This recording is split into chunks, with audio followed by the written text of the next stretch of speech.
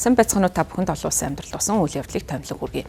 Америкийн нэгдсэн улсын ерөнхийлөгч 2 дахь бүрэн эрхийн хугацаанд Азийн анхны айлчлалаа эхлүүлж байна. За тэрээр Азийн улс орнуудаар ажиллах төлөвлөгөөтэй байгаа. За энэ удаагийн эхний зогсоол нь Малайз улс байсан байна. За тэрээр Малайз улсад айлчлахдаа ASEAN буюу зүүн Өмнөд Азийн орнуудын холбооны уулзалтанд оролцсон байна. За мөн энэ үеэр Тайланд болон Камбожийн хооронд энхийн хэлэлцээр яригдсан. За энэ үеэр гарын үсэг зурсах ёсолд Америкийн нэгдсэн улсын ерөнхийлөгч Дональд Трамп оролцсон байна. За тэрээр энэ удаа тухайн уулзалтанд оролцож үг хэлсэн удирдагчдаас хамгийн урт үгийг хэлсэн байна. За тэрээр мэдэгдэхдээ миний цэцэг захиргаа 8 сарын дотор 8 дайныг төгсгсөн. Хизээч ийм зүйл болж байгаагүй.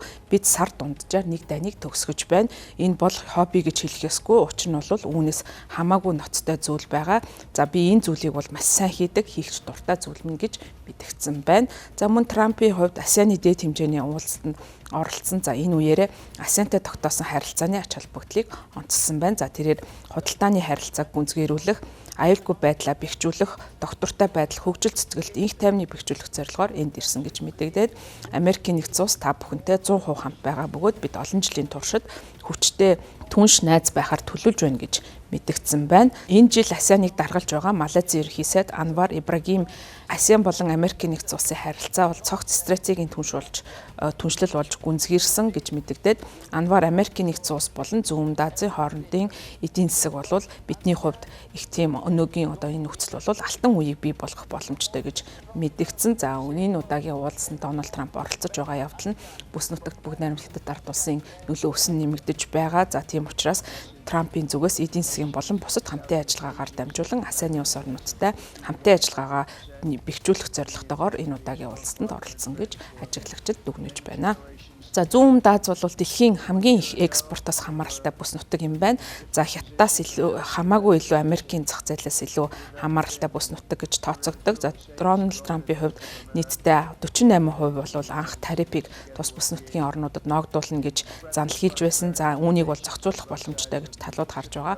За магадгүй 19-оос 20% болгож тарифыг бууруулах боломжтой гэж үзэж байгаа. За тийм учраас талууд бол яриа хэлцээ өрнүүлсэн хэвээр байна. За Трампын хувьд ASEAN-ы энэ хүү дээд хэмжээний уулзалтын ихэнх хугацаанд нь бол уулзалтанд оролцоогүй байна. За гэхдээ Куала-Лумпур дахь дээд хэмжээний уулзалтаар тухайн газар нутагт бол аюулгүй байдлын орчинг бол чангатгсан байна. За цагдаа нар Дональд Трампын аюулгүй байдлыг хангах зорилгоор орчны аюулгүй байдлын нөхцөлийг хангахаар олноороо бол ажилласан гэж мэдэгдэж байна. За харин даваа гарагаас эхлээд Дональд Трамп Японд 3 өдрийн айлчлалыг хийж байгаа. За тэрээр эзэн хаан Нарухито болон Японы шинэ ерөнхий сайд Такаичи Санатай дээд хэмжээний уулзалт хийнэ гэж мэдэгдсэн. За Америкийн нэгдсэн улсын ерөнхийлөгч Дональд Трампын айлчлалын өмнө Токио хотын цагдаа нар нийслэлд аюулгүй байдлын нөхцөлийг бас чангатгаж байгаа юм байна. Нийслэлийн цагдаагийн газар тусгай штаб байгуулж 18,000 орчим албан хаагчийг дайчилж ажиллаж байгаа юм байна.